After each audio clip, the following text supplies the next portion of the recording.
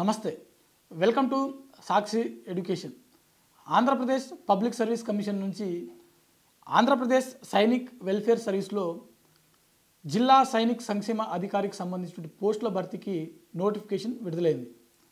So ఈ నేపథ్యంలో ఈ పోస్టులకు సంబంధించిన దరఖాస్తు ప్రక్రియ ఎప్పటి నుంచి మొదలు కానుంది, అలాగే ఈ పోస్టులకు సంబంధించిన కనీస విద్యార్హతలు ఏంటి, ఏజ్ లిమిట్ అంటే ఎంతవరకు వయసు ఉన్నటువంటి అభ్యర్థులు ఈ పోస్టులకు దరఖాస్తు చేసుకోవచ్చు, అదేవిధంగా ఈ పోస్టులకు సంబంధించిన ఎంపిక ప్రక్రియ ఏ విధంగా ఉంటుంది, దాంతోపాటుగా ఎగ్జామినేషన్ ప్యాటర్ను మరీ ముఖ్యంగా సిలబస్ సంబంధించిన అంశాలు పూర్తి అంశాలను ఈ వీడియోలో తెలుసుకునే ప్రయత్నం చేద్దాం.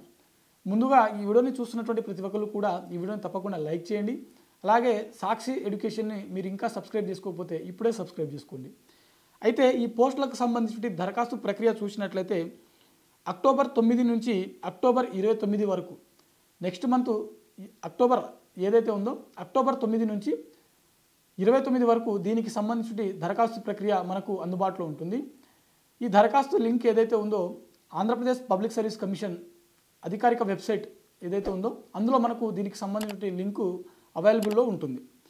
అయితే ఏజ్ లిమిట్ చూసినట్లయితే అభ్యర్థులకు గరిష్టంగా 52 సంవత్సరాలు వచ్చిన వారు కూడా ఈ పోస్టులకు దరఖాస్తు చేసుకోవడానికి ఎలిజిబుల్. అంటే గరిష్టంగా 52 సంవత్సరాలు వచ్చే వరకు కూడా అభ్యర్థులు ఎవరైతే ఉన్నారో వారందరూ కూడా ఈ పోస్టులకు దరఖాస్తు చేసుకోవచ్చు.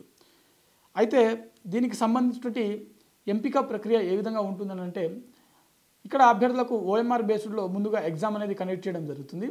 ఇందులో మనకు మొత్తం 3 పేపర్లు ఉంటాయి. ప్రతి పేపర్ కూడా 150 మార్కులకు గాను 150 ప్రశ్నలకు గాను మనకు నిర్వహించడం జరుగుతుంది. అంటే ఓవరాల్గా మనకు 450 మార్కులకు ఈ రిటర్న్ ఎగ్జామ్ అనేది కండక్ట్ చేయడం జరుగుతుంది.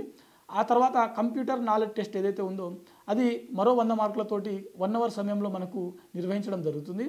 ఆ తర్వాత ఈ ఎగ్జామ్స్ అన్నీ కూడా క్వాలిఫై అయినటువంటి అభ్యర్థులు ఎవరైతే ఉంటారో వీరిలో పోస్టుల సంఖ్యను బట్టి డాక్యుమెంట్ వెరిఫికేషన్కు పిలవడం జరుగుతుంది. ఆ తర్వాత డాక్యుమెంట్ వెరిఫికేషన్ పూర్తి చేసుకున్నటువంటి అభ్యర్థులు ఎవరైతే ఉన్నారో వీరి నుంచి తుది జాబితాను తయారు చేయడం జరుగుతుంది.